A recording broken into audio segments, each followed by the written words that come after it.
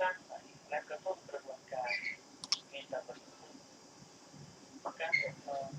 จะส่งผลให้กระบวนการมีตามประสิทธิภาพแย่ลงและรบกวนระหว่างการสร้างเซลล์ผิวใหม่ตามธรรมชาติซึ่งทำให้ผิวเก่าของคุณยังอยู่จนก่อให้เกิดปัญหาผิวเรื้อนเช่นหมองคล้ำริ้วรอยสุขภาพดีขึ้นและสวยขึ้นได้ด้วยไลฟ์สไตล์การนอนที่ดีกว่าการนอนหลับอย่างมีคุณภาพช่วยให้ความจำและสมาธิดีขึ้นอย่างมากและเพิ่มประสิทธิภาพการทำงานในแต่ละวันและส่งเพิ่มความทรงจำต่อความเครียดจึงช่วยให้คุณคิดบวกด้วยสาเหตุนี้การนอนหลับอย่างมีประสิทธิภาพสำคัญมากในวันที่ต้องการป้องผิวให้มีสุขภาพดีและแข็งแรงด้วยการนอนหลับอย่างมีคุณภาพสูงมีสารมีชนิดหนึ่งที่ทำให้ช่วยในการนอนหลับที่ดีขึ้นใช้ความขมของเซโรโทนินช่วยให้นอนหลับดีขึ้นสารแลคโตคอติกแม้จะมีอยู่มากในเซโรโทนินและมีความสามารถในการปรับประสาทออกฤทธิ์ช่วยให้นอนหลับพักผ่อนได้เพียงพอการผ่อนคลายความเครียดด้วยความหอมของโกโก้ที่เป็นส่วนประกอบในเครื่องดื่มประเภทโกโก้นั้นมีสารอีโบ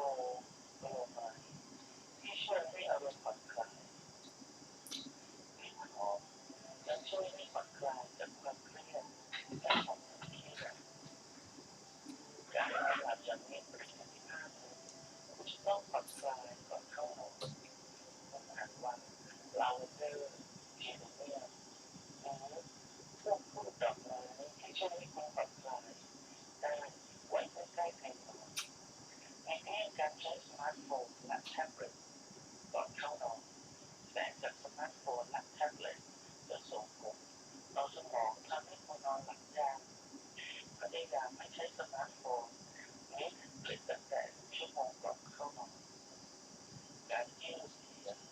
ช่วยให้การไหลเวียนเลือดดีขึ้นการออกกำลังกายเบาๆจะช่วยให้ยืดเส้นยืดสายให้ร่างกายการยืดเหยียดทำให้การซ่อมแซมและพักผ่อนของร่างกาย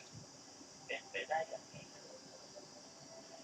อุปกรณ์การนอนเป็นตัวกำหนดคุณภาพของการนอนหลับการเตรียมตัวก่อนนอนเป็นสิ่งที่สำคัญมากเพราะเป็นการส่งสัญญาณบอกให้เด็กรู้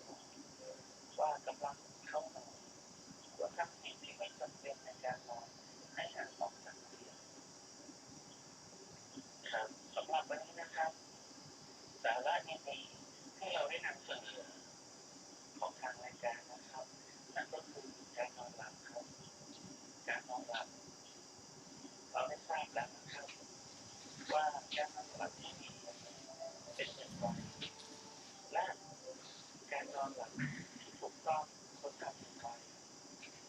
ครับหวังว่าความรู้ตรงนี้นะครับจะช่วยทำให้ท่านนอนหลับได้ดีขึ้นเพื่อสุขภาพที่ดีของทุกๆคนนะครับวันนี้ถึงช่วงสุดท้ายของรายการแล้วนะครับครับอาทิตย์หน้าเราจะกลับมาพบกันใหม่ครับกับรายการวิทยุเพื่อประชาชนชมรมรักเพลงและเพื่อนนะครับวันนี้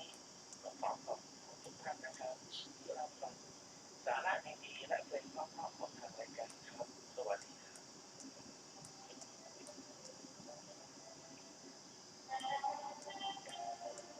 เนี่ยหลวงพ่อนี่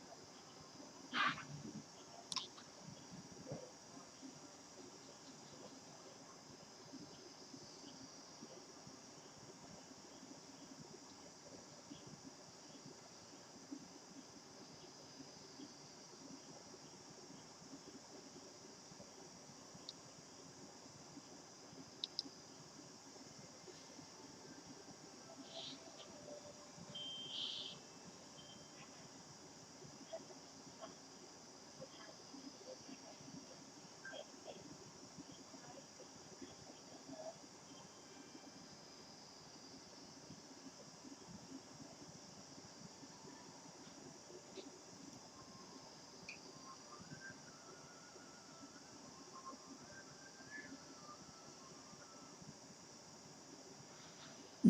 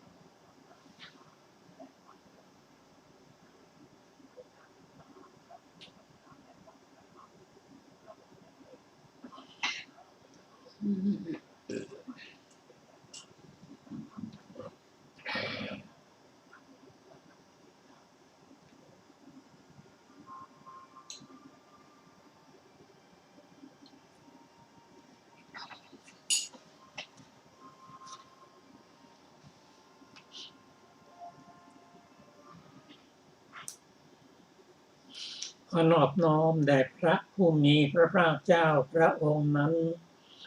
ซึ่งเป็นผู้ไกลจากกิเลสตรัสรู้ชอบได้โดยพระองค์เองสวัสดีครับท่านผู้ฟังที่เคารพครับท่านผู้ฟังรับฟังรายการศึกษาธรรมนำสุขมีเสนอให้ท่านทุกวันศุกร์ตั้งแต่เวลา 14 นาฬิกาถึง 15 นาฬิกาดำเนินรายการโดยกระผมพันเอกธนัทเดชะมีอาจารย์สุรภาเดชะเป็นผู้ร่วมรายการวันนี้เราได้นำบทไตรปิฎกฉบับอรรถกถาเล่มที่ 30 มาศึกษากันในพระสูตรที่ชื่อว่าอธิกะสัญญามีผล2 อย่างครับก่อนจะถึงพระสูตรนั้นเราจะมาทบทวนถึงพระสูตรที่เราได้ศึกษากันมาคืออภัยสูตร คือเป็นสูตรที่ตั้งชื่อตามพระเจ้าอภัยพระสูตรนี้เริ่มต้นเลยว่าความไม่รู้ความไม่เห็นมีเหตุมีปัจจัยคือมองยังไงก็ไม่เห็นเป็นเหตุเป็นปัจจัยข้าพเจ้าได้สดับมาแล้วอย่างนี้สมัยหนึ่งพระผู้มีพระเจ้าประทับอยู่ที่เขาคิชกูฏใกล้กรุงราชคฤห์ครั้งนั้นอภัยราชกุมารเข้าไปเฝ้าพระผู้มีพระเจ้าถึงที่ประทับถวายบังคมและนั่งที่ควรสำคัญหนึ่งท่านแล้วได้ตรัสทูลถามพระผู้มีพระเจ้าว่าข้าแต่พระองค์ผู้เจริญบุณกัสสปะกล่าวอย่างนั้นว่าไม่มีเหตุไม่มีปัจจัยเพื่อความไม่รู้เพื่อความไม่เห็นความไม่รู้ความไม่เห็นไม่มีเหตุไม่มีปัจจัยเพื่อความรู้เพื่อความเห็นความรู้ความเห็นไม่มีเหตุไม่เป็นใจดังนี้เรื่องนี้พระพุทธเจ้าตรัสไว้อย่างไร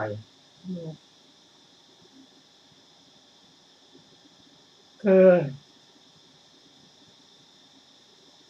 อภัยราชกุมาร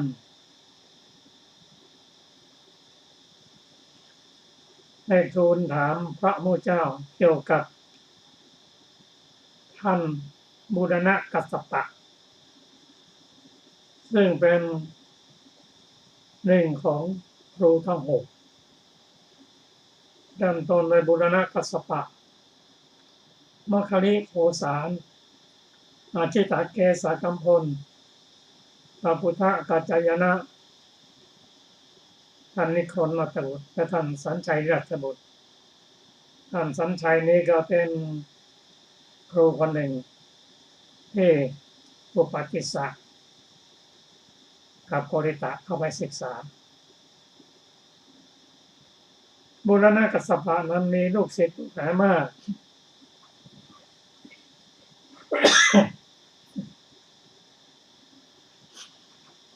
ขออภัยครับแต่ท่านสอนลูกศิษย์ว่าทุกสิ่งทุกอย่างเกิดขึ้นเองไม่มีเหตุไม่มีใจ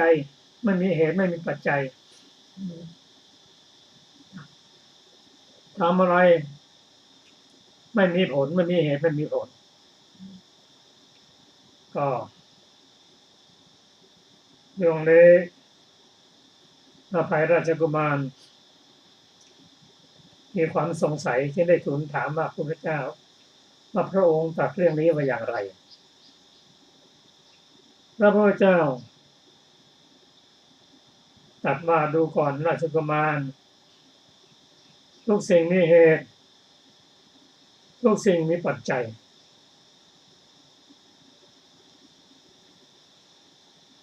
เพราะไม่รู้ไม่เห็น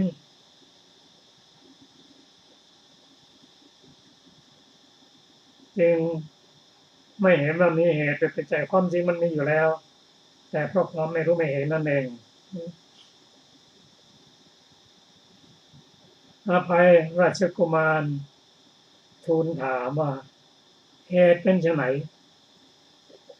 ปัจจัยเป็นไฉน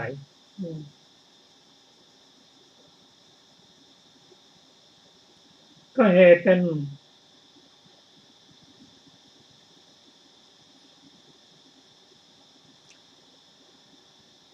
เหตุก็คือ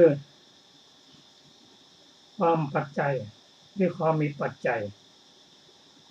ปัจจัยก็คือเหตุเหตุก็เป็นปัจจัยสิ่งกันและกันซึ่งเรื่องนี้พระพุทธเจ้าได้ตรัสว่าเหตุมีอยู่เช่นสมัยได้บุคคลมีใจฟุ้งซ่าน ด้วยกามราคะอันกามราคะเหนี่ยวรั้งไป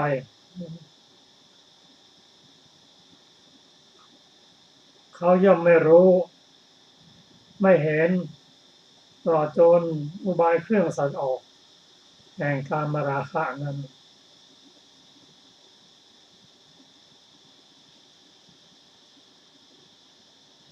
ก็ข้อนี้ก็เป็นเหตุเป็นปัจจัยเพื่อทำให้ไม่รู้ทำให้ไม่เห็นในเหตุและปัจจัยเหล่านั้นราชกุมารทูลถามต่อไปว่าบุคคลมีใจฟุ้งซ่าน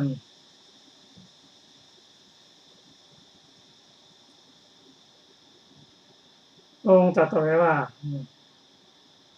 บุคคลถูกกามราคะแล้วอันนี้ก็เป็นเหตุที่ทำให้รู้ไม่เห็นปัจจัยในทำนองในการบุคคลที่มีใจฟุ้งซ่านด้วยพยาบาทมีใจฟุ้งซ่านด้วยทีนมิทะมีใจฟุ้งซ่านด้วยอุทธัจจะอุกุจจะและมีความฟุ้งซ่านด้วยวิจิกิจฉาอันนี้ก็เป็นเหตุเป็นปัจจัยให้ไม่รู้ไม่เห็นเหตุและผลแต่ความจริงมันมีเหตุและผลอยู่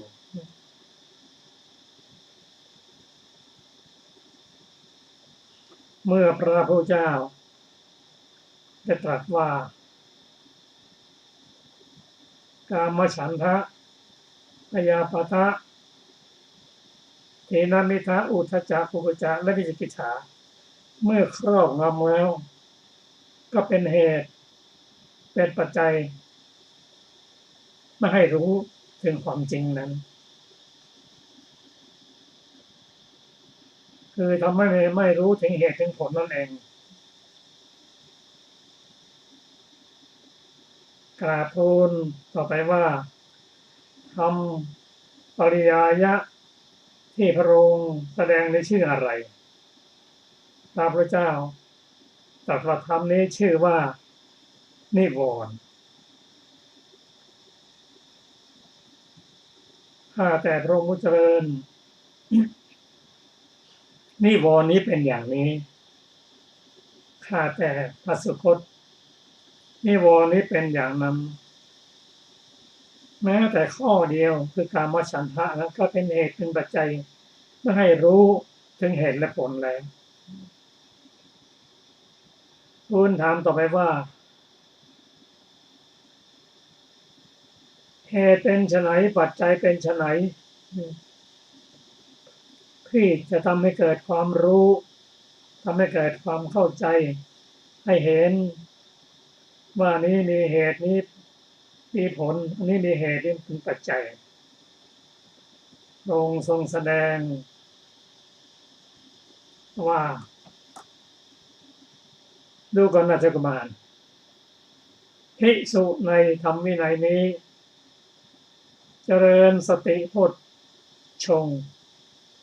อันอาศัยวิเวกอาศัยวิราคะอาศัยนิโรธน้อมไปในการสละคืนเธอเจริญสติสัมโพชฌงค์อยู่ย่อมรู้ย่อมเห็นตามความเป็นจริงด้วยจิตนั้นว่าอันนี้เป็นเหตุอันนี้เป็นปัจจัยเพื่อความรู้เพื่อความเห็นความรู้ความเห็นว่าทุกสิ่งทุกอย่างมีเหตุมีปัจจัยราชกุมารทูลถามว่าธรรมที่พระองค์แสดงนี้ชื่อว่าอะไรองค์ตรัสว่าโพชฌงค์เจ็ด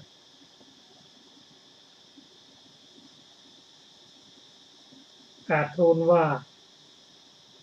โพชฌงค์เจ็ดแม้เพียงข้อเดียวถ้าเจริญให้มากแล้วก็เห็นชัดเจนซึ่งเหตุซึ่งปัจจัย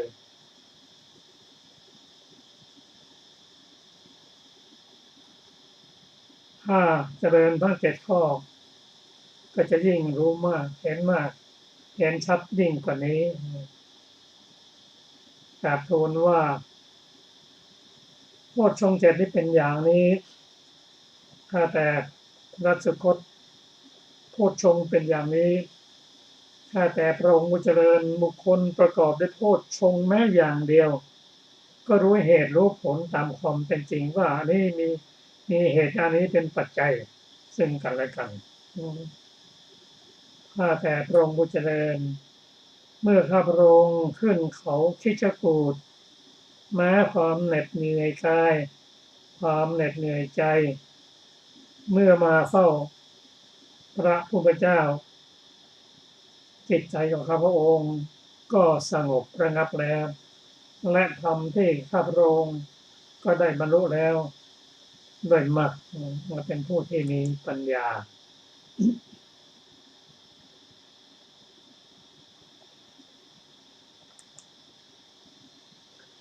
ต่อไปนี้ท่านเราจะได้ฟังพระสูตรต่อไปก็ขอเชิญอาจารย์สดับสวัสดีค่ะท่านผู้ฟังทุกท่านอานาปานาทิปายานที่7แห่งโพชฌงค์อธิกาสัญญามีผล2 อย่าง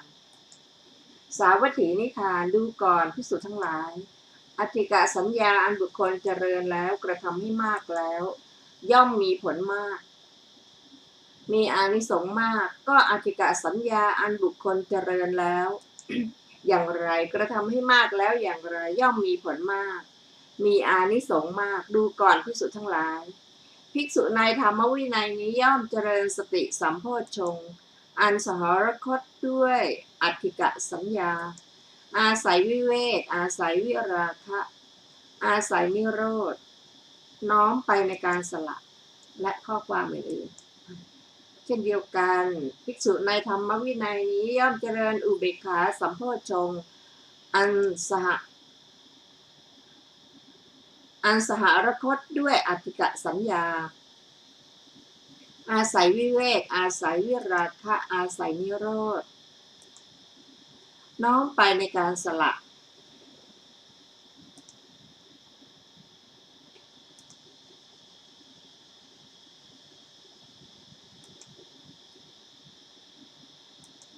ขออภัยค่ะ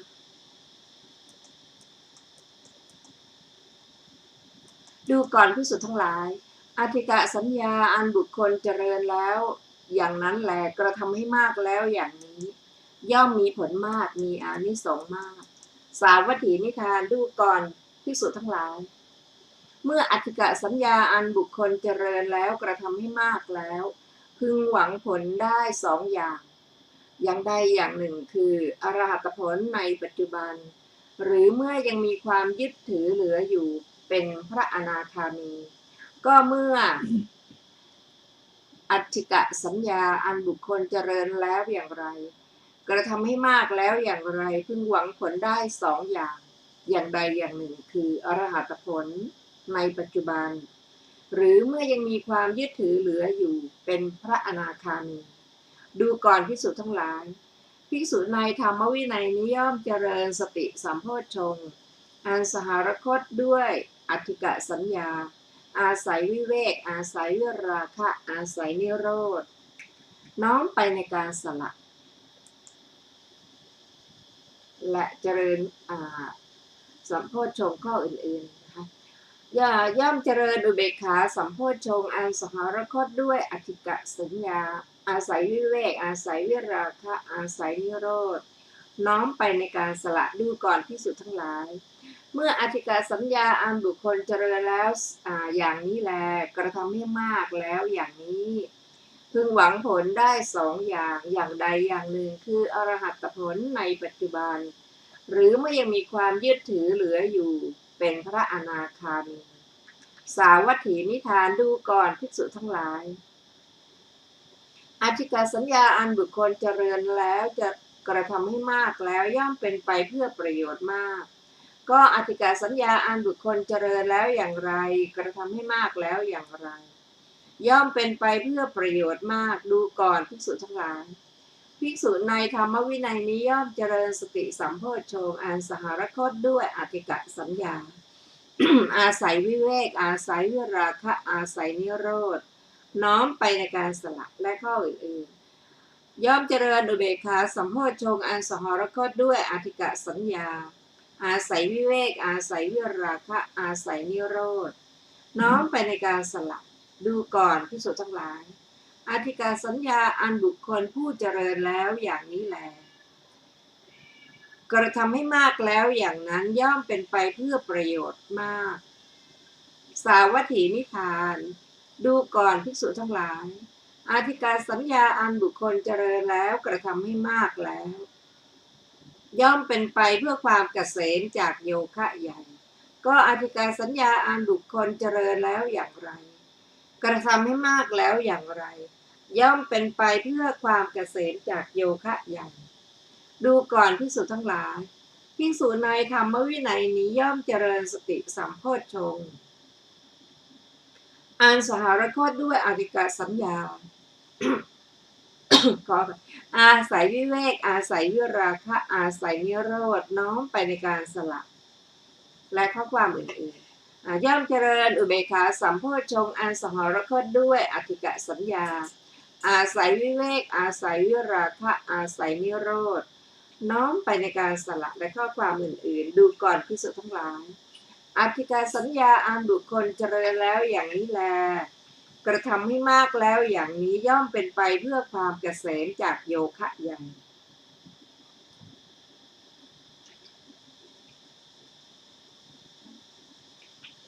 สาวัตถีนิทานดูก่อนภิกษุทั้งหลาย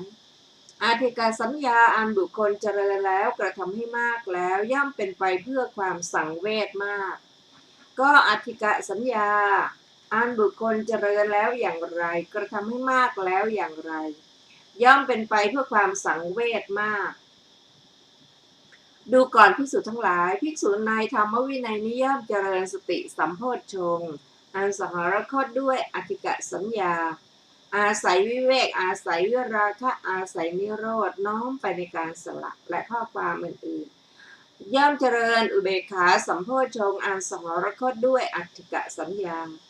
อันอาศัยวิเวกอาศัยวิราคะอาศัยนิโรธน้อมไปในการสละดูก่อนภิกษุทั้งหลายอธิกะสัญญาอันบุคคลเจริญแล้วอย่างนี้กระทำให้มากแล้วอย่างนี้ย่อมเป็นไปเพื่อความสังเวชมากสาวัตถีนิทานดูก่อนภิกษุทั้งหลายอธิกะสัญญาอันบุคคลเจริญแล้วกระทำให้มากแล้วย่อมเป็นไปเพื่ออยู่เป็นผาสุกก็อธิกะสัญญาอันบุคคลเจริญแล้วอย่างไรกระทำให้มากแล้วอย่างไรย่อมเป็นไปเพื่ออยู่เป็นผาสุกมากดูก่อนภิกษุทั้งหลายภิกษุในธรรมวินัยนี้ย่อมเจริญสติสัมโพชฌงค์อันสหรคตด้วยอธิกะสัญญาอาศัยวิเวกอาศัยวิราคะอาศัยนิโรธน้อมไปในการสละและข้ออื่นๆเจริญอุเบกขาสัมโพชฌงค์อันสหรคตด้วยอธิกะสัญญาอาศัยวิเวกอาศัยวิราคะอาศัยนิโรธน้อมไปในการสละดูก่อนภิกษุทั้งหลายอธิกะสัญญาอันบุคคลเจริญแล้วอย่างนี้แลกระทำให้มากแล้วอย่างนี้ย่อมเป็นไปเพื่ออยู่เป็นผาสุกมาก ดูก่อนภิกษุทั้งหลายกุลาวกะสัญญาอันบุคคลเจริญแล้วก็ข้อความเหมือนกันนะดูก่อนภิกษุทั้งหลายวีนิรกะสัญญาดูก่อนภิกษุทั้งหลายวิชิตกะสัญญาข้อความก็เหมือนกันดูก่อนภิกษุทั้งหลายอุทุมาตกะสัญญาก็ข้อความเหมือนกันนะคะดูก่อนภิกษุทั้งหลายเมตตาอันบุคคลเจริญแล้ว ข้อความนะดูก่อนภิกษุทั้งหลายกรุณาอันบุคคลเจริญแล้วก็เช่นเดียวกันดูก่อนภิกษุทั้งหลายมุทิตาอันบุคคลเจริญแล้วนะข้อความก็เหมือนกันนะ จะมีเช่นนี้ไปดูก่อนภิกษุทั้งหลายอุเบกขาอันบุคคลเจริญแล้วดูก่อนภิกษุทั้งหลายอานาปานสติอันบุคคลเจริญแล้วดูก่อนภิกษุทั้งหลายอสุภาสัญญาอันบุคคลเจริญแล้ว ดูก่อนภิกษุทั้งหลายมรณะสัญญาอันบุคคลเจริญแล้วดูก่อนภิกษุทั้งหลายอาหาเรปฏิกูลสัญญาดูก่อนภิกษุทั้งหลายสัพพะโลเกอนัพพิรคสัญญาดูก่อนภิกษุทั้งหลายอันนี้จะสัญญาอันนี้เจส อันนี้จะ สัญญาดูก่อนภิกษุทั้งหลายทุกเขอนัตตสัญญาดูก่อนภิกษุทั้งหลายปหานะสัญญาดูก่อนภิกษุทั้งหลายวิราคะสัญญาดูก่อนภิกษุทั้งหลายนิโรธสัญญาอันบุคคลเจริญแล้วกระทำให้มากแล้วย่อมมีผลมากมีอานิสงส์มากก็นิโรธสัญญาอันบุคคลเจริญแล้วอย่างไรกระทำให้มากแล้วอย่างไรย่อมมีผลมากมีอานิสงส์มากดูก่อนภิกษุทั้งหลายภิกษุในธรรมวินัยนี้ย่อมเจริญสติสัมโพชฌงค์อันสหรคตด้วยนิโรธสัญญาอาศัยวิเวกอาศัยวิราคะอาศัยนิโรธ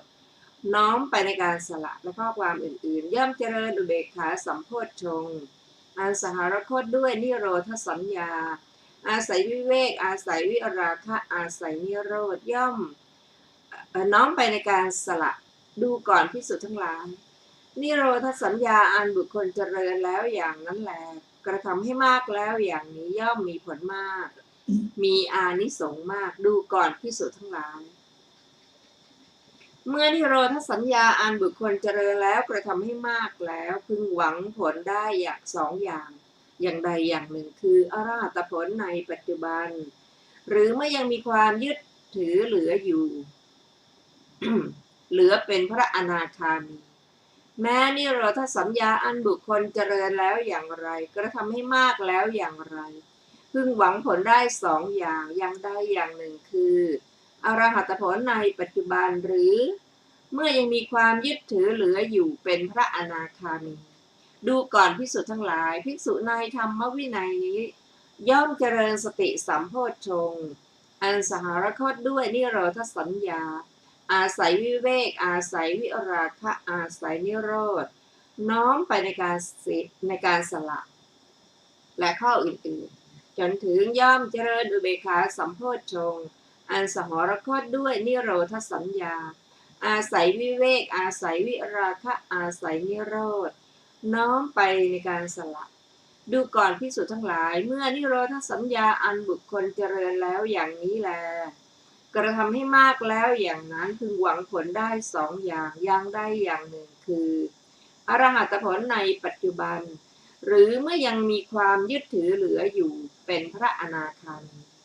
ดูก่อนภิกษุทั้งหลายนิโรธสัญญาอันบุคคลเจริญแล้วกระทำให้มากแล้วย่อมเป็นไปเพื่อประโยชน์มากเพื่อความเกษมจากโยคะมากเพื่อความสังเวชมากเพื่ออยู่เป็นผาสุกมากก็นิโรธสัญญาอันบุคคลเจริญแล้วอย่างไรกระทำให้มากแล้วอย่างไรย่อมเป็นไปเพื่อประโยชน์มากเพื่อความเกษมจากโยคะมากเพื่อความสังเวชมากเพื่ออยู่เป็นผาสุกมากดูก่อนภิกษุทั้งหลายภิกษุในธรรมวินัยนี้ย่อมเจริญสติสัมโพชฌงค์อันสหรคตด้วยนิโรธสัญญา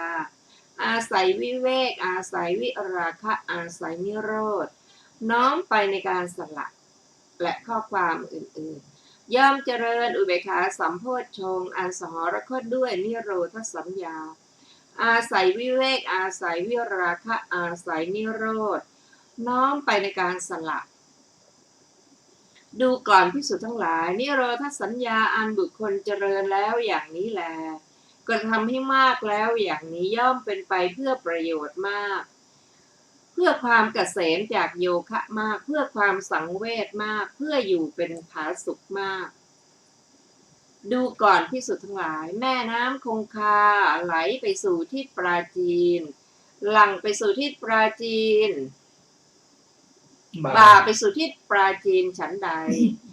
ภิกษุผู้เจริญโพชฌงค์เจ็ดก็ย่อมเป็นผู้น้อมไปสู่นิพพานโน้มไปสู่นิพพานโอนไปสู่นิพพานฉะนั้นเหมือนกันก็ภิกษุผู้เจริญโพชฌงค์เจ็ดกระทำให้มากซึ่งโพชฌงค์เจ็ดอย่างไรย่อมเป็นผู้น้อมไปสู่นิพพานโน้มไปสู่นิพพานโอนไปสู่นิพพานดูก่อนภิกษุทั้งหลาย ภิกษุในธรรมวินัยนี้ย่อมเจริญสติสัมโพชฌงค์อันอาศัยวิเวกอาศัยวิราคะอาศัยนิโรธน้อมไปในการสละและข้อความในข้ออื่นๆจนถึงย่อมเจริญอุเบกขาสัมโพชฌงค์อันอาศัยวิเวกอาศัยวิราคะอาศัยนิโรธน้อมไปในการสละดูก่อนภิกษุทั้งหลายภิกษุผู้เจริญโพชฌงค์7กระทำให้มากซึ่งโพชฌงค์7อย่างนั้นแลย่อมเป็นผู้น้อมไปสู่นิพพานโน้มไปสู่นิพพานโอนไปสู่นิพพานต่อไปเป็นหัวข้ออุทธัมภาคิยสังโยชน์5ดูก่อนภิกษุทั้งหลายสังโยชน์อันเป็นส่วนเบื้องสูง5ประการเหล่านี้5ประการเป็นไฉนคือรูปราคะอรูปราคะมานะอุทธัจจะอวิชชาสังโยชน์อันเป็นส่วนเบื้องสูง5ประการนี้แลดูก่อนภิกษุทั้งหลายโพชฌงค์7อันภิกษุควรเจริญเพื่อรู้ยิ่งเพื่อกำหนดรู้เพื่อความสิ้นไปเพื่อละซึ่งสังโยชน์อันเป็นส่วนเบื้องสูง5ประการนี้โพชฌงค์7เป็นไฉนดูก่อนภิกษุทั้งหลายภิกษุในธรรมวินัยนี้ย่อมเจริญสติสัมโพชฌงค์อันอาศัยวิเวกอาศัยวิราคะอาศัยนิโรธน้อมไปในการสละและข้ออื่นๆจนถึงย่อมเจริญอุเบกขาสัมโพชฌงค์อันอาศัยวิเวกอาศัยวิราคะอาศัยนิโรธน้อมไปในการสละดูก่อนภิกษุทั้งหลายโพชฌงค์7เหล่านี้แลอันภิกษุควรเจริญเพื่อรู้ยิ่งเพื่อกำหนดรู้เพื่อความสิ้นไปเพื่อละสังโยชน์อันเป็นส่วนเบื้องสูง5ประการนี้แลดูก่อนภิกษุทั้งหลายแม่น้ำคงคาไหลไปสู่ทิศปราจีนหลั่งไปสู่ทิศปราจีนบ่าไปสู่ทิศปราจีนฉันใดภิกษุผู้เจริญโพชฌงค์7กระทำให้มากซึ่งโพชฌงค์7ก็ย่อมเป็นผู้น้อมไปสู่นิพพานโน้มไปสู่นิพพานโอนไปสู่นิพพานฉันนั้นเหมือนกันก็ภิกษุผู้เจริญโพชฌงค์7กระทำให้มากซึ่งโพชฌงค์7อย่างไรย่อมเป็นผู้น้อมไปสู่นิพพานโน้มไปสู่นิพพานโอนไปสู่นิพพานดูก่อนภิกษุทั้งหลายภิกษุในธรรมวินัยนี้ย่อมเจริญสติสัมโพชฌงค์อันมีอันกำจัดราคะเป็นที่สุดมีอันกำจัดโทสะเป็นที่สุดมีอันกำจัดโมหะเป็นที่สุดและข้ออื่นๆจนถึงย่อมเจริญอุเบกขาสัมโพชฌงค์มีอันกำจัดราคะเป็นที่สุดมีอันกำจัดโทสะเป็นที่สุดมีอันกำจัดโมหะเป็นที่สุดดูก่อนภิกษุทั้งหลายภิกษุเจริญโพชฌงค์7กระทำให้มากซึ่งโพชฌงค์7อย่างนั้นแลย่อมเป็นผู้น้อมไปสู่นิพพานโน้มไปสู่นิพพาน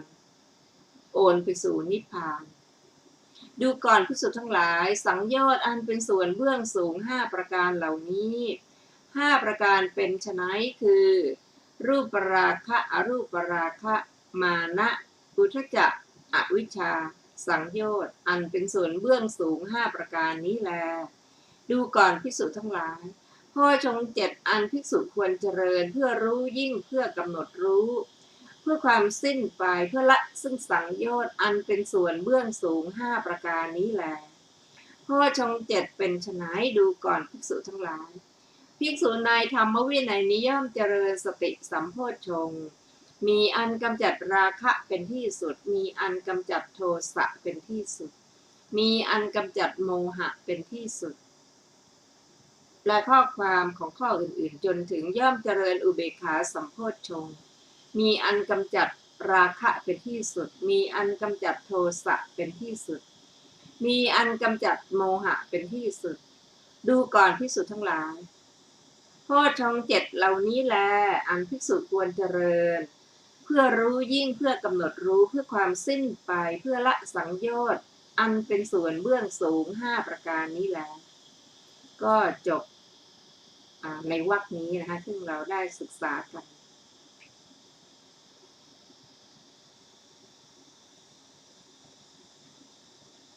จบนิโรธวรรคที่8แห่งโพชฌงค์สังยุต มีอธิบายว่าสาวัตถีนิทานดูก่อนภิกษุทั้งหลายแม่น้ำคงคาไหลไปสู่ที่ปราจีนหลั่งไปสู่ที่ปราจีนบ่าไปสู่ที่ปราจีนนะข้อความอื่นๆแม่น้ำทั้ง6 สายไหลไปสู่ที่ปราจีนแม่น้ำทั้ง6 สายไหลไปสู่สมุทรทั้ง2อย่างละ6รวมเป็น12เพราะเหตุนั้นจึงเรียกว่าวรรคจบคังคาไปยาที่9นะดูก่อนภิกษุทั้งหลายสัตว์ที่ไม่มีเท้าก็ดี2 เท้าก็ดี4 เท้าก็ดีเท้ามากก็ดีมีประมาณเท่าใดพึงขยายเนื้อความอย่างที่กล่าวนี้เป็นตัวอย่าง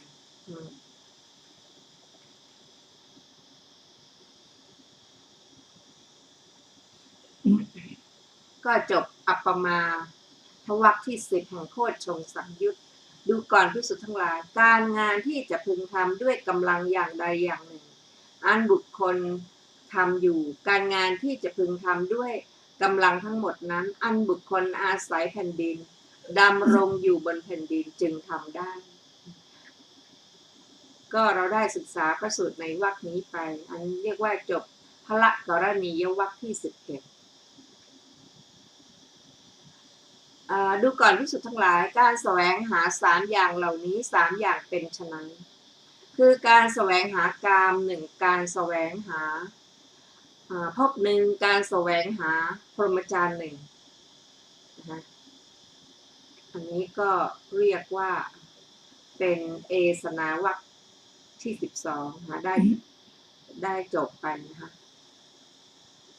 ท่านผู้ฟังที่เคารพครับโพชฌงค์7มันประกอบด้วยสติสัมโพชฌงค์ธรรมวิจยะสัมโพชฌงค์ปิริยะสัมโพชฌงค์ปิติสัมโพชฌงค์ปัสสัทธิสัมโพชฌงค์สมาธิสัมโพชฌงค์และอุเบกขาสัมโพชฌงค์ในพระสูตรกล่าวว่าภิกษุผู้ถึงพร้อมด้วยศีลสมาธิและปัญญาพึงเจริญโพชฌงค์7มีกรรมฐานเป็นอารมณ์เช่นนิวรณ์5หรือธรรมที่ฟังแล้วได้ดีมีสัญญาเป็นตัวจำได้ทำเครื่องหมายไว้และจำได้ตามที่ทำเครื่องหมายนี้มาเป็นอารมณ์ของ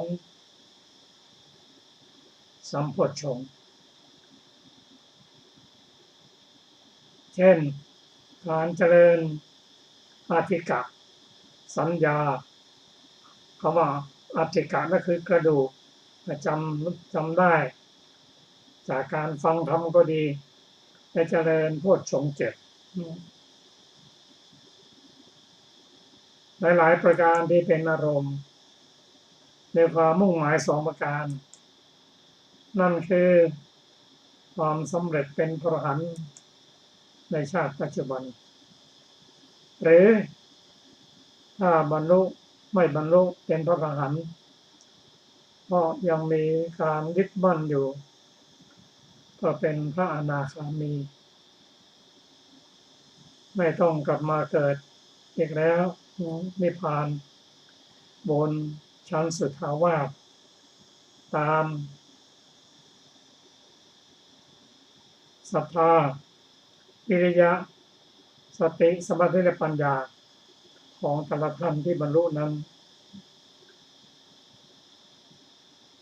พระโพชฌงค์7ที่องค์แสดงให้เห็นให้เราได้รับทราบนี้ว่าโพชฌงค์7นั้นสามารถที่แสดงแต่ละหัวข้อได้แรงสติสัมโพชฌงค์อย่างเดียวก็ได้ถ้าปฏิบัติมากก็ทำมาก ย่อมเข้าถึงพระนิพพานแต่อย่างไรก็ตามในพระสูตรที่เราได้ศึกษามานี้ถ้าจะใช้นิวรณ์ทำเป็นกรรมฐานแล้วต้องเจริญโพชฌงค์ 7ตามสมควรแก่ธรรมนั้น เช่นเมื่อใดก็ตามเมื่อจิตฟุ้งซ่านก็ใช้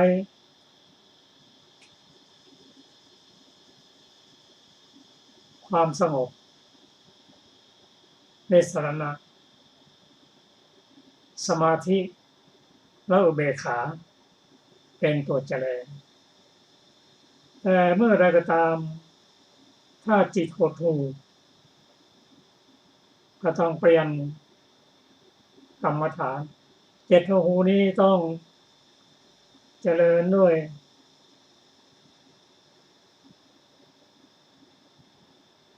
ธรรมวิริยะและปิติคือให้ถูกกับธรรมที่เราจะลดอันนี้ก็เป็นรายละเอียดของการเจริญโพชฌงค์ 7ต่อไปเราก็จะได้ฟังถึงเกี่ยวกับโอคะคือแม่น้ำที่ใหญ่และลึกข้ามได้ยากขอเชิญอาจารย์สุรภาค่ะ โอคะสี่ดูก่อนภิกษุทั้งหลายโอคะสี่ประการเหล่านั้น4ประการเป็นไฉนได้แก่โอคะคือกามโอคะคือภพโอคะคือทิฏฐิโอคะคืออวิชชาสาวัตถีนิทานดูก่อนภิกษุทั้งหลายสังโยชน์อันเป็นส่วนเบื้องสูง5ประการเหล่านี้5ประการเป็นไฉนคือรูปราคะอรูปราคะมานะอุทธัจจะอวิชชาสังโยชน์อันเป็นส่วนเบื้องสูง5ประการอย่างนี้แปลดูก่อนภิกษุทั้งหลายโพชฌงค์ 7อันภิกษุควรเจริญเพื่อรู้ยิ่งเพื่อกำหนดรู้เพื่อความสิ้นไปเพื่อละซึ่งสังโยชน์อันเป็นส่วนเบื้องสูง5ประการเหล่านี้แลโพชฌงค์ 7เป็นไฉนดูก่อนภิกษุทั้งหลายภิกษุในธรรมวินัยนี้ย่อมเจริญสติสัมโพชฌงค์อันอาศัยวิเวกอาศัยวิราคะอาศัยนิโรธน้อมไปในการสละและข้อความอื่นๆ ของสัมโพชฌงค์และย่อมเจริญอุเบกขาสัมโพชฌงค์อันอาศัยวิเวกอาศัยวิราคะอาศัยนิโรธน้อมไปในการสละย่อมเจริญสติสัมโพชฌงค์อันมีอันกำจัดราคะเป็นที่สุดมีอันกำจัดโทสะเป็นที่สุด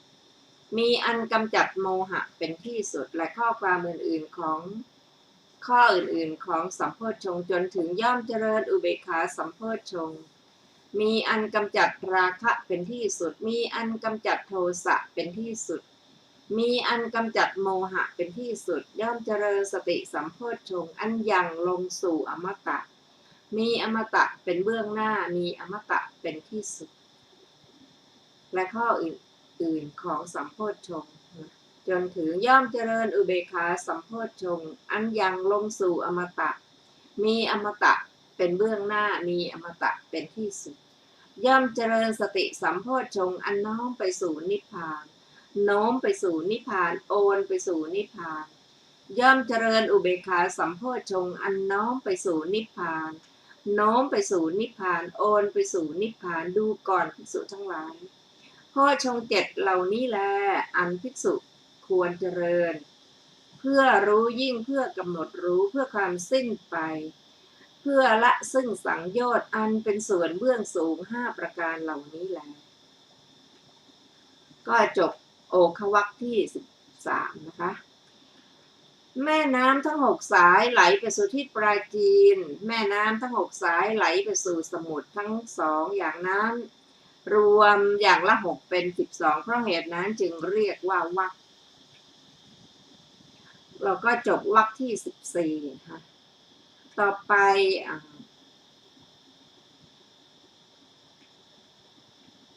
มีขอพัก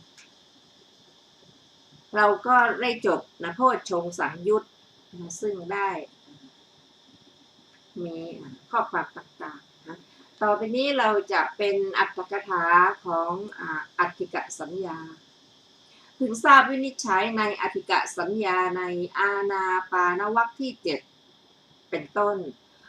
บทว่าอัตถิกสัญญาได้แก่สัญญาที่เกิดขึ้นแก่ภิกษุผู้เจริญอยู่ว่ากระดูกดังนี้ก็เมื่อเจริญอัตถิกสัญญานั้นอยู่ผิวก็ดีหนังก็ดีย่อมปรากฏตลอดเวลาที่นิมิตยังไม่เกิดขึ้นเมื่อนิมิตเกิดขึ้นผิวและหนังย่อมไม่ปรากฏเลยอันหนึ่งโครงกระดูกล้วนมีสีดุจสังย่อมปรากฏดังปรากฏแก่สามเณรผู้แลดูพระเจ้าติสสะผู้ทรงธรรมอยู่บนคอช้างและแก่พระติสสะเถระผู้อยู่ที่เจติยบรรพตผู้แลดูหญิงกำลังหัวเราะในที่สวนทางเรื่องทั้งหลายขยายให้พิจารณาไว้แล้วในวิสุทธิมรรคบทว่าสติวาอุปาทิเสความว่าเมื่อยังมีความยึดถือเหลืออยู่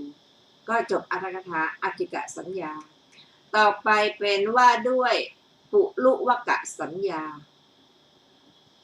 บทว่าปุลุวกสัญญา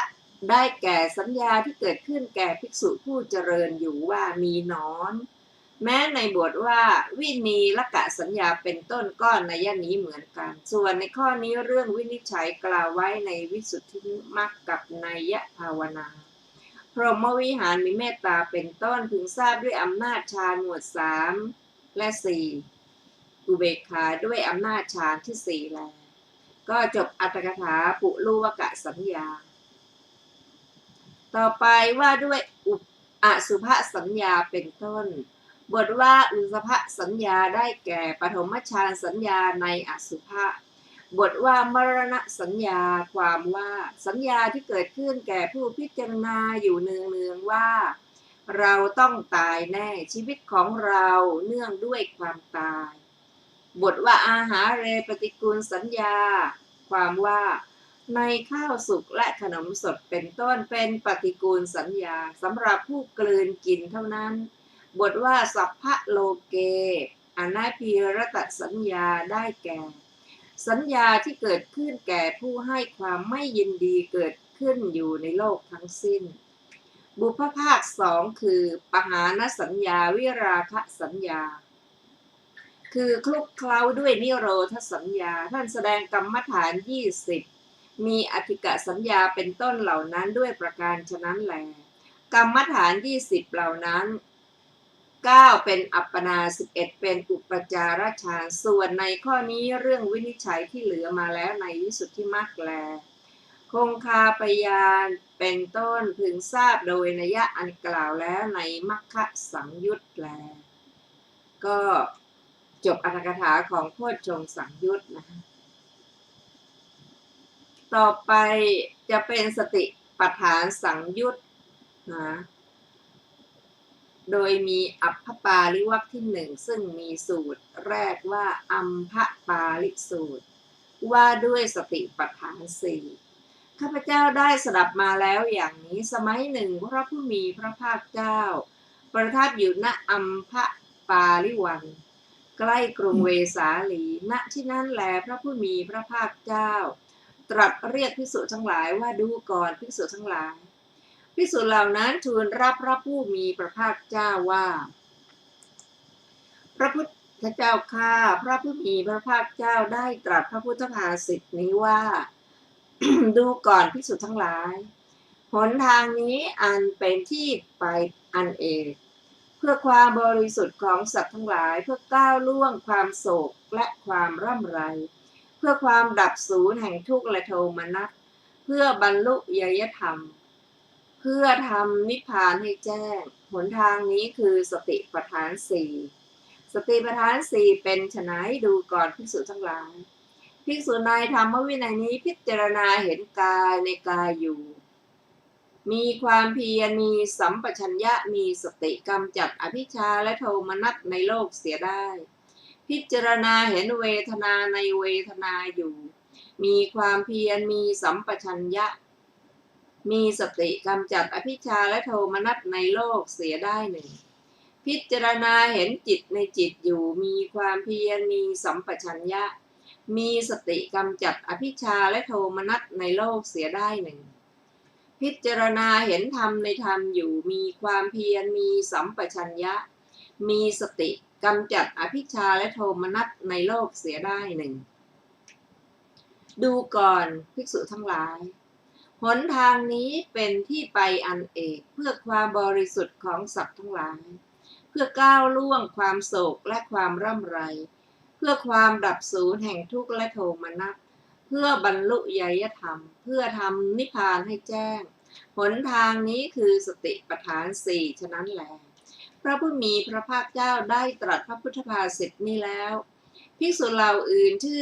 ภิกษุเหล่านั้นชื่นชมยินดีพระภาษิตของพระผู้มีพระภาคเจ้าจบอัมพปาลิสูตรที่หนึ่งและ สติปัฏฐานสังยุตวรรณนานะอัตถกถาของอัมพปาลิกะสูตรมีวินิจฉัยดังต่อไปนี้บทว่าอัมพปาลิวเนได้แก่ในสวนมะม่วงอันหญิงผู้เข้าไปอาศัยรูปเลี้ยงชีพชื่ออัมพปาลีปลูกไว้สวนมะม่วงนั้นจึงได้เป็นสวนของนางอัมพปาลีนางอัมพปาลีนั้นฟังพระธรรมเทศนาของพระศาสดามีจิตเลื่อมใสจึงสร้างวิหารไว้ณที่นั้นมอบถวายแด่พระตถาคตบทว่าอัมพปาลีวเนนี้ท่านกล่าวหมายถึงวิหารนั้นบทว่าเอกายันวายังตัดบทเป็นเอกายโนยังแปลว่านี้เป็นทางเดียวในบทเหล่านั้นบทว่าเอกายโนแปลว่าทางเดียวทางมีชื่อมากว่ามัคปันถะปัฏฐะปัจฉะอัญชสะวะตุมะอายนะนาวาอุตรเสตุกุลละพิสิสังกมะดังนี้ในที่นี้ท่านกล่าวถึงทางนี้นั้นโดยชื่ออายนะเพราะฉะนั้นในบทว่าเอกายันวายังภิกขเวมัคโคพึงเห็นความอย่างนี้ว่าดูก่อนภิกษุทั้งหลายทางนี้เป็นทางเดียวไม่เป็นทางสองแพร่งบทว่ามัคโคชื่อว่ามัคด้วยอัฏฐะอะไรด้วยอัฏฐะเป็นเครื่องแสวงหานิพพานและด้วยอัฏฐะอันผู้มีความต้องการนิพพานพึงแสวงหาบทว่าสัตตานังวิสุทธิยาได้แก่เพื่อความบริสุทธิ์แห่งสัตว์ทั้งหลายผู้มีจิตเศร้าหมองแล้วด้วยมลทินมีราคะเป็นต้นและด้วยอุปกิเลสมีอภิชฌาวิสมะโลภะเป็นต้นบทว่าโสกะปริเทวานังสมติกะมายะความว่าเพื่อก้าวล่วงคือเพื่อละความโศกและความพร่ำเพ้อบทว่าทุกขะโทมนัสสานังอถังขมายะความว่าเพื่อความสิ้นไปคือเพื่อความดับแห่งทุกข์และโทมนัสทั้งสองเหล่านี้คือทุกข์อันเป็นไปทางกายและโทมนัสอันเป็นไปทางจิตบทว่ายายัสสะอธิฆะมายะความว่าอริยมรรคมีองค์8ท่านเรียกว่ายายะท่านอธิบายว่าเพื่อบรรลุคือเพื่อถึงอริยมรรคนั้นจริงอยู่มรรคคือสติปัฏฐานอันเป็นโลกิยะส่วนเบื้องต้นนี้อันบุคคลเจริญแล้วย่อมเป็นไปเพื่อบรรลุถึงโลกุตระมรรคด้วยเหตุนั้นท่านจึงกล่าวว่ายายัสสะอธิฆะมายะดังนี้บทว่านิพพานัสสะสัจฉิกิริยายะท่านอธิบายว่าเพื่อทำให้แจ้งคือเพื่อให้ประจักษ์แก่ตนแห่งอมตะธรรมอันได้ชื่อว่านิพพานเพราะเว้นจากเครื่องร้อยรัดคือตัณหาจริงอยู่มรรคนี้อย่างสัจฉิกิริยาให้สำเร็จด้วยเหตุนั้นท่านจึงกล่าวว่านิพพานัสสะสัจฉิกิริยายะดังนี้ด้วยประการฉะนี้พระผู้มีพระภาคเจ้าจึงตรัสคุณของเอกายะนมรรคด้วยบท7 บท หากถามว่าเพราะเหตุไรพระผู้มีพระภาคเจ้าจึงตรัสคุณของเอกายนมรรคนั้นตอบว่าเพื่อให้ภิกษุทั้งหลายเกิดอุตสาหะจริงอยู่ภิกษุเหล่านั้นครั้นฟังการกล่าวถึงคุณแล้วเกิดความอุตสาหะว่าในยะว่ามรรคนี้ย่อมกำจัดอุปัฏฐวะสี่คือความโศกอันเผาหัวใจหนึ่งปริเทวะอันเป็นความพร่ำเพ้อหนึ่งทุกข์อันเป็นความไม่สำราญทางกายหนึ่งโทมนัสอันเป็นความไม่สำราญทางใจหนึ่งย่อมนำมาซึ่งคุณวิเศษสามคือความบริสุทธิ์หนึ่งอริยมรรคหนึ่งนิพพานหนึ่งจักสำคัญเทศนานี้ควรถือเอาควรเรียนควรทรงไว้และมรรคนี้ควรทำให้เกิดพระผู้มีพระภาคเจ้าได้ตรัสคุณว่าเพื่อให้ภิกษุทั้งเหล่านั้นเกิดอุตสาหะดุจพ่อค้าผ้ากำพลเป็นต้นกล่าวถึงคุณของผ้ากำพลเป็นต้นฉะนั้นบทว่ายะติทางเป็นนิบาตมีความเท่ากับเยอิเมบทว่าจัตตาโรได้แก่กำหนดจำนวนด้วยการกำหนดจำนวนนั้นท่านแสดงกำหนดสติปัฏฐานว่าไม่ต่ำไม่สูงไปจากนี้บทว่าสติปัฏฐานาได้แก่สติเป็นที่ตั้งสามคือสติเป็นโคจรว่างความที่ศาสดาล่วงปฏิฆะและตัณหาในเมื่อสาวกทั้งหลายปฏิบัติสามอย่างบ้างตัวสติบ้างจริงอยู่สติเป็นโคจรท่านกล่าวว่าสติปัฏฐานในพระบาลีมีอาทิว่าดูก่อนภิกษุทั้งหลายเราจักแสดงความเกิดและความดับของสติปัฏฐานสี่พวกเธอจงฟังดูก่อนภิกษุทั้งหลายก็อะไรเป็นความเกิดของกายเพราะอาหารเป็นเหตุเกิดกายจึงเกิดดังนี้กายเป็นที่ตั้งดังนี้ขออภัยกายเป็นที่ตั้งอย่างนั้นไม่ใช่สติแม้ในบาลีมีอาทิว่าสติอุปทานนันเจวะสติจะดังนี้มีความว่าชื่อว่าปัฏฐานะเพราะอัฏฐะว่าเป็นที่ตั้งถามว่าอะไรตั้งตอบว่าสติความตั้งแห่งสติชื่อว่าสติปัฏฐานดุจที่ตั้งแห่งช้างและที่ตั้งแห่งม้าเป็นต้นสติปัฏฐานสามท่านกล่าวว่าสติปัฏฐานเพราะความที่ศาสดาล่วงปฏิฆะและตัณหาในเมื่อสาวกทั้งหลายปฏิบัติสามส่วนในบทนี้พระอริยะย่อมเสพธรรมใดเมื่อเสพธรรมใดศาสดาย่อมควรเพื่อสั่งสอนคณะมีความว่าชื่อปัฏฐานะเพราะควรให้ตั้งไว้อธิบายว่าเพราะควรให้เป็นไปควรให้ตั้งไว้ด้วยอะไรด้วยสติการตั้งไว้ด้วยสติชื่อว่าสติปัฏฐานก็สตินั้นแลท่านกล่าวว่าสติปัฏฐานในบาลีอาทิว่าสติปัฏฐานสี่ที่บุคคลเจริญแล้ว ทำให้มากแล้วย่อมยังโคชฌงค์เจ็ดให้บริบูรณ์